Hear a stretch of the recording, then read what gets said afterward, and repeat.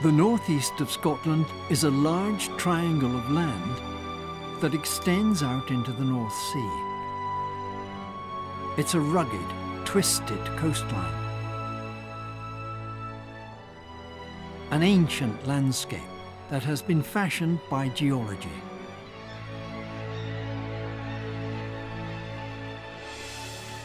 In the spring of every year, hundreds of thousands of seabirds will come ashore here to breed.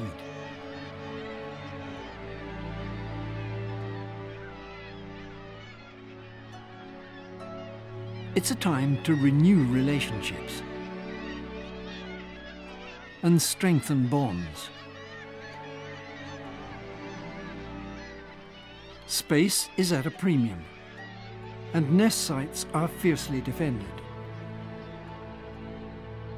Some are still trying to tempt a partner.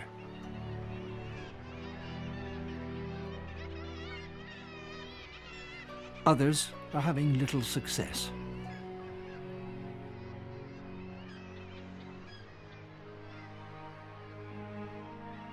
The chicks are now very vulnerable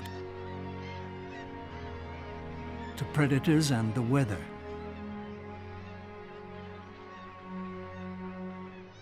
Once their chicks are old enough and strong enough to fledge, most of the adults will leave to spend many more months at sea and not see land again until next year.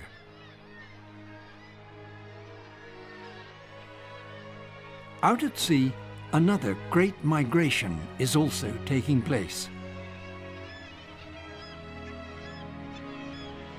The Atlantic salmon is heading home to the rivers of its birth.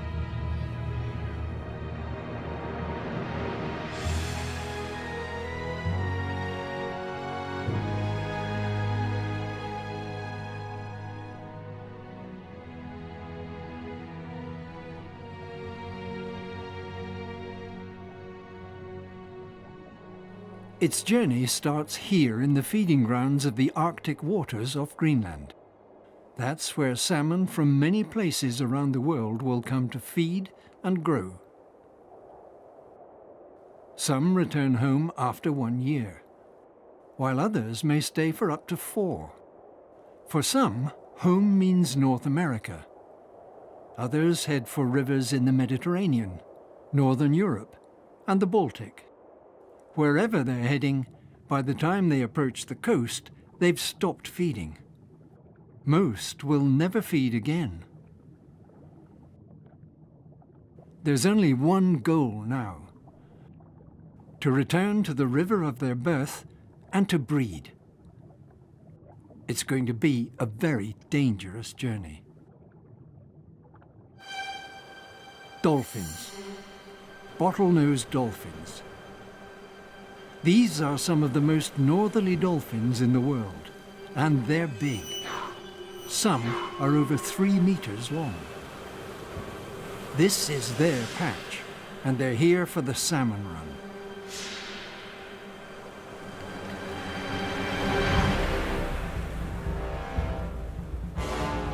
They hunt in packs, trying to drive the fish into shallow water where they're easier to catch.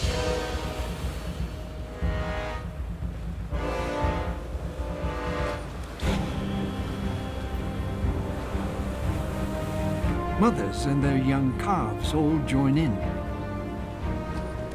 Sometimes it seems as if the salmon are not just food, but part of a game. Some are hard to swallow. It's the salmon's sense of smell that guides it not only to the river of its birth, but to the very stretch where it hatched from its egg. Estuaries are dangerous places, so they need to time their run into the mouth of the river at high tide so that they can make it as far upstream as possible. The sand dunes here are always on the move. For hundreds of years, they've changed their shape. They're held together by grass, and gorse. The estuary is home to a huge variety of plants, birds and animals. Eider ducks breed here in their hundreds. The food supply is all controlled by one powerful force: the moon. Twice a day, 365 days a year, the tide ebbs and flows, providing a huge source of fresh food.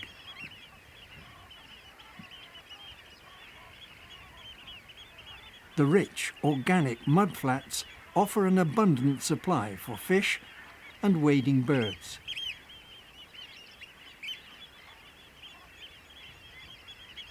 At low tide, shrimps, worms, crabs and mussels feed a large number of predators.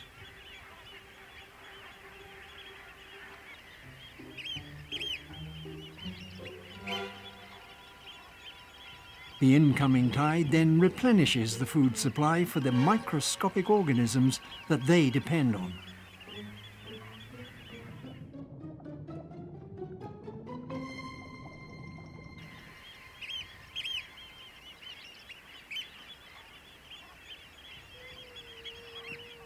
But the predators waiting for the salmon are much larger. Common and grey seals gather in their hundreds along the sandbanks of the estuary. If the river levels upstream are too low, the advancing salmon are forced to turn back on the ebbing tide and return to the sea. There they face the waiting seals again. For some, the journey ends here, as a large seal lunch. After which, well, for the seals, it's time for an afternoon nap. In order to stay off the seals' menu, salmon need to move quickly through the estuary. The river, whose pull has brought them over hundreds of miles of ocean, is hardly a sanctuary. As their kidneys and vital organs adjust from salt to fresh water, they no longer feed or drink. All they have now is the energy stored in their body. Once through the estuary, they've made it into the main stem of the river. Now they have to contend with another large predator. The salmon is one of the greatest sport fish of all. It's highly prized. For the angler, it's a challenge to land the fly in the right spot. No one really knows why the salmon take the fly, as they no longer feed. Some think it's pure instinct. But it's hooked, and the struggle begins. Some get away. Others fight on until exhausted by the battle. For some, this could be the end. But this one is lucky. All salmon on this river have to be released. There's no death sentence. Its journey can continue.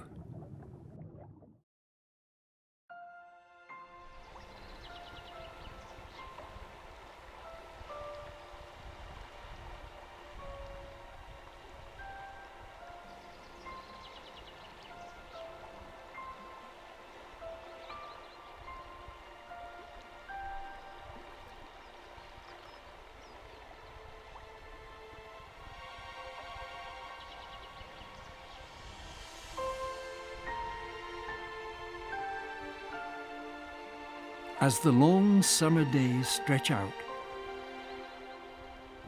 the salmon will lie up in deep pools throughout the season, conserving their energy.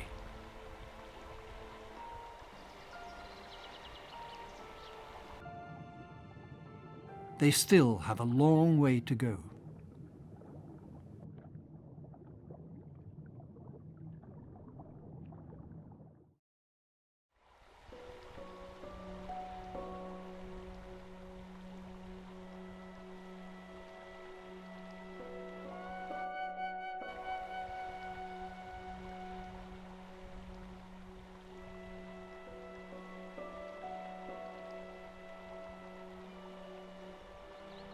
It's autumn on the river.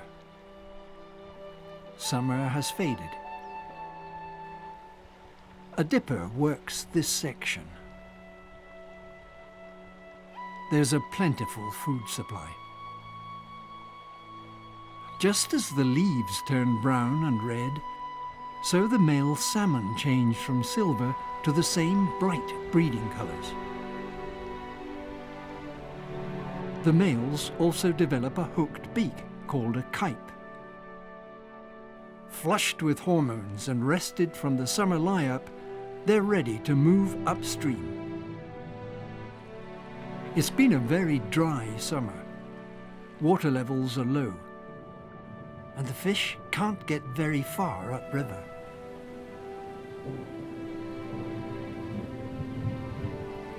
Heavy rains make the water level rise. When the spate starts to decline and the water clears, the salmon continue their journey.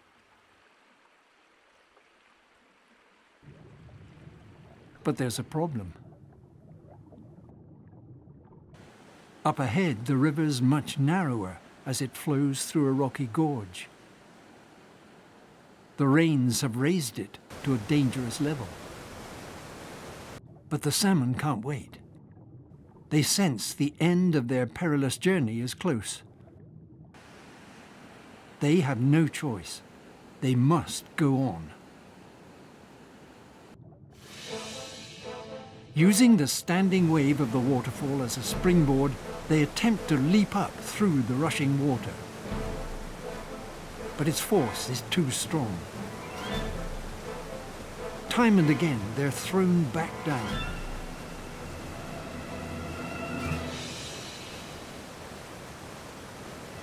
For some, it's a bruising experience.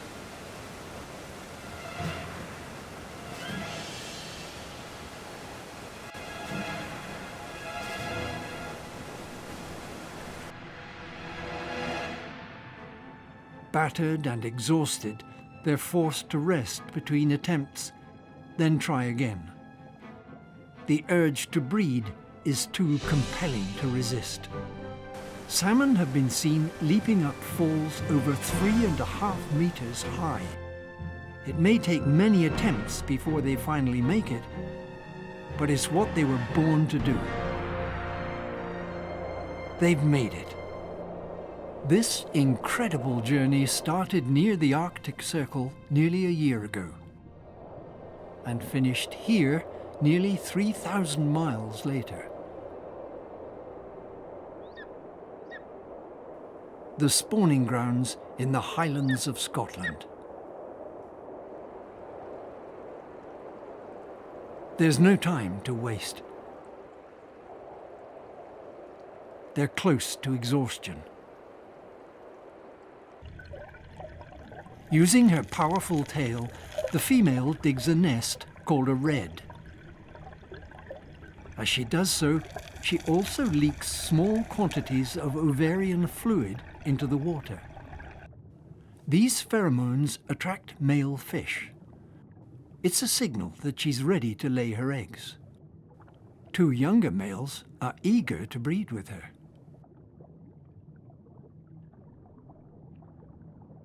One of them vibrates his body next to the female in an attempt to get her to lay her eggs. But she'd prefer her eggs to be fertilized by a larger, stronger male. So she nips at this upstart to discourage him.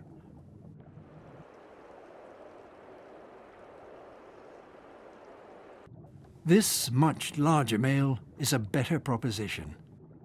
He's been attracted by her scent. He's nearly 1 meter long and has an impressive kype. All qualities which the female finds much more alluring. He drives the young males away to keep the female for himself. It could be his last chance to mate. For her part, she continues to dig the redd, constantly testing its depth by dipping her anal fin into it. With the other males chased away, the mature male sidles up to the female. They both vibrate their bodies as the female releases her eggs and the male fertilizes them with his sperm. But it's not just the mature males that fertilize eggs. This juvenile salmon is called a parr.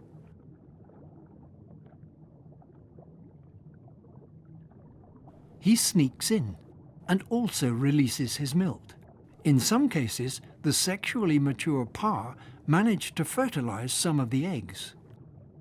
He's known as the precocious parr. Salmon eggs are sticky, so they adhere to each other and to the gravel in the bottom of the red. The female then shovels gravel from upstream to backfill and cover the red. This creates another red. For safety, she'll repeat this process, laying packets of eggs until she has no more.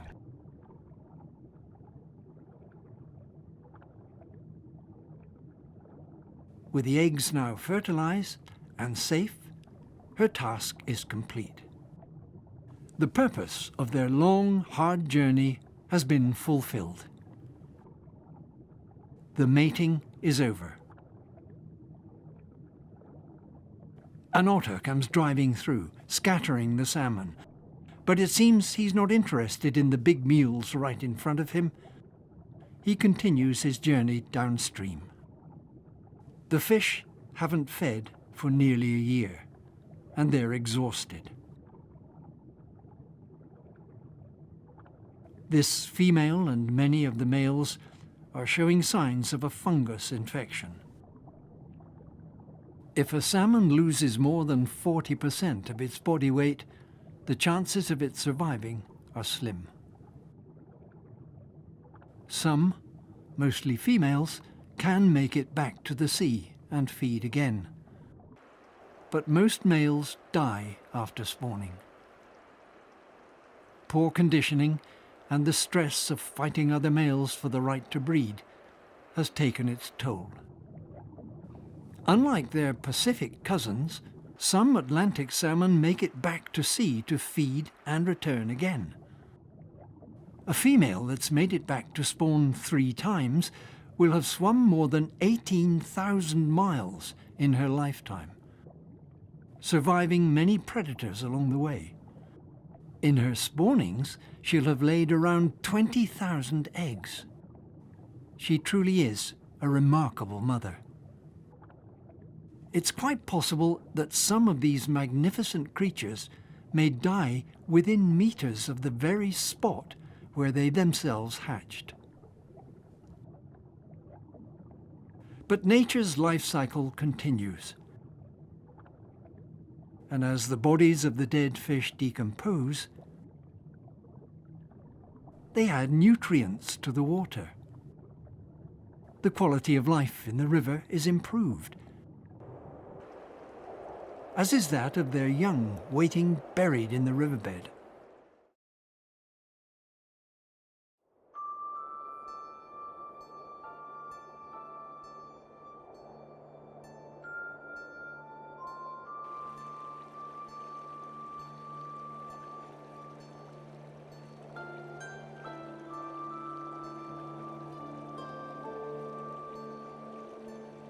Winter's grip begins to take hold on the river.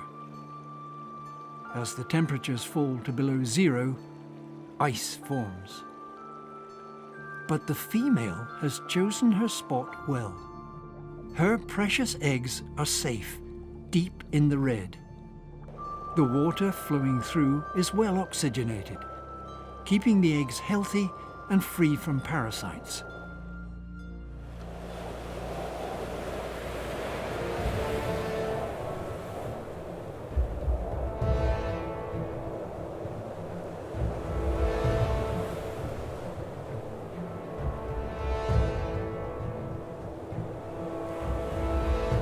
Huge storms have hit the coast. They've coincided with unusually high spring tides. and have caused terrible floods, bringing misery to thousands of people and devastating many hundreds of homes. For the salmon, it's a disaster too. The floodwater is thick with silt washed off the land.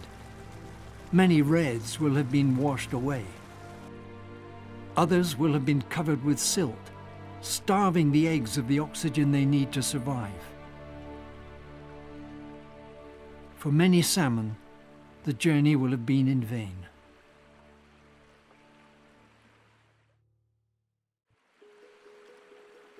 Eventually, the signs of new life start appearing everywhere, and spring begins its yearly renewal.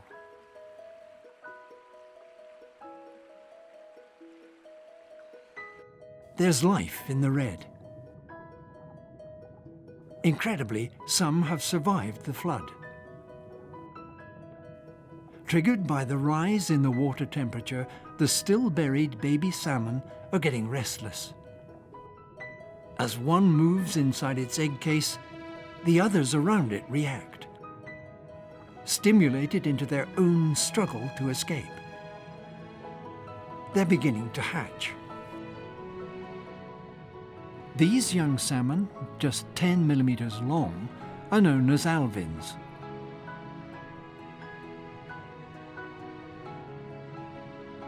They burrow down into the gravel bed and huddle together.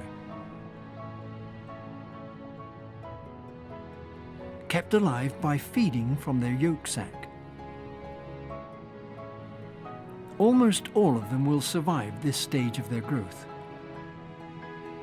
Over time, they begin to color up, develop tail and fin features, and show signs of their transition into the next stage.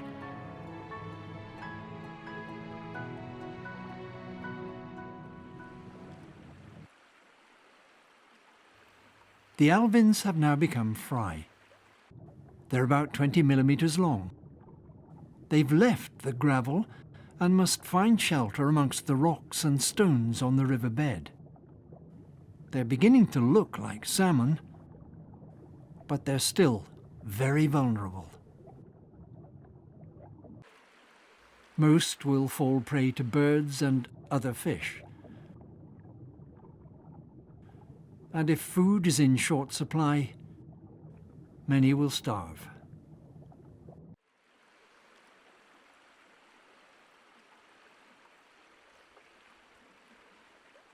After about a year, they're known as parr. The vertical markings on them are called parr marks. They're a form of camouflage. Their diet has changed too. Now they feed on aquatic insects. They're highly territorial and won't tolerate others who come into their field of view. They prefer to live in areas with larger stones. The stones hide their neighbors. As parr, they remain in the river between 2 and 4 years. When they get to about 12 centimeters, they're known as smolts. The parr marks begin to fade, and their organs are beginning to change to allow them to process salt water when they go to sea. This is also the time when the scent of the river is imprinted in their memory for the return journey. They're ready to go to sea.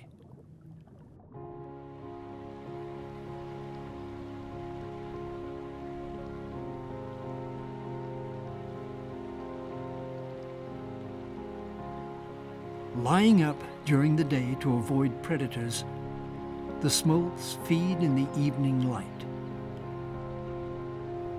They've spent most of their lives fighting to stay apart, but when the outward journey starts, the smolts gather and travel downstream together,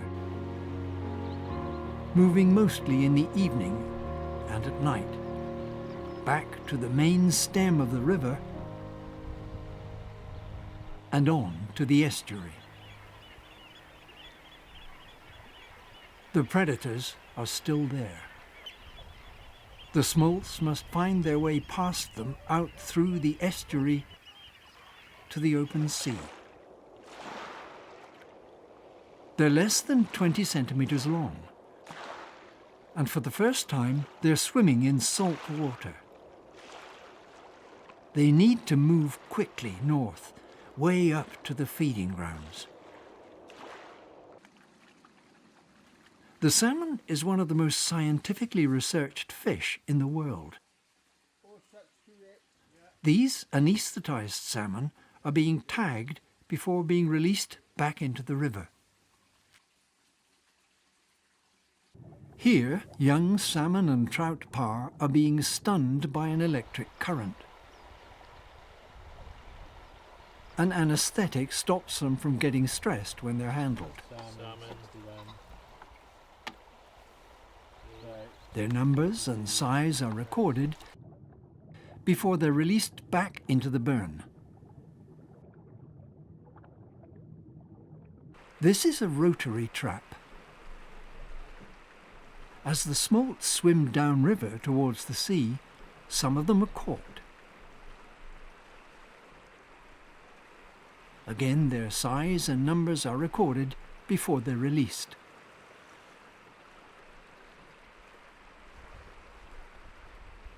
We know a lot about their life in the river, and we're learning more about their life at sea. In Scotland, salmon numbers have declined on many rivers. They've already disappeared altogether from some Mediterranean rivers, but the threats to them have multiplied, and they're in serious trouble. Of the thousands of smolts who make it to the sea, 95% will perish.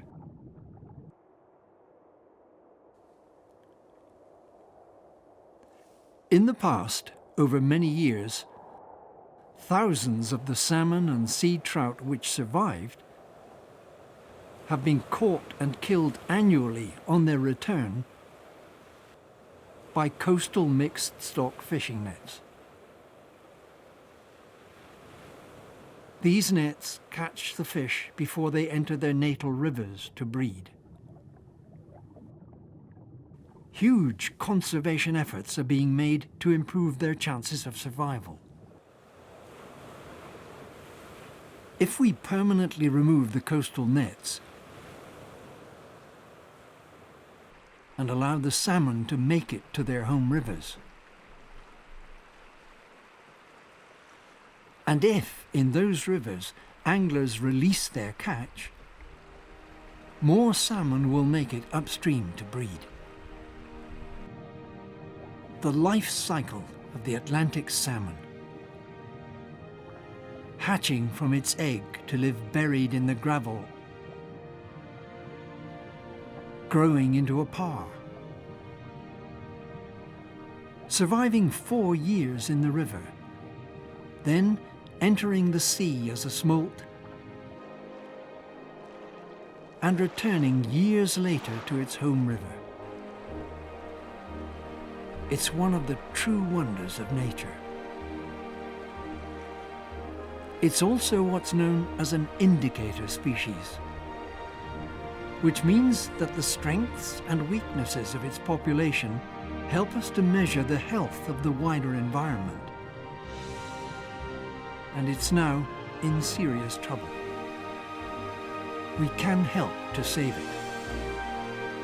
Images such as this leave no doubt that the Atlantic salmon truly is the king and queen of fish.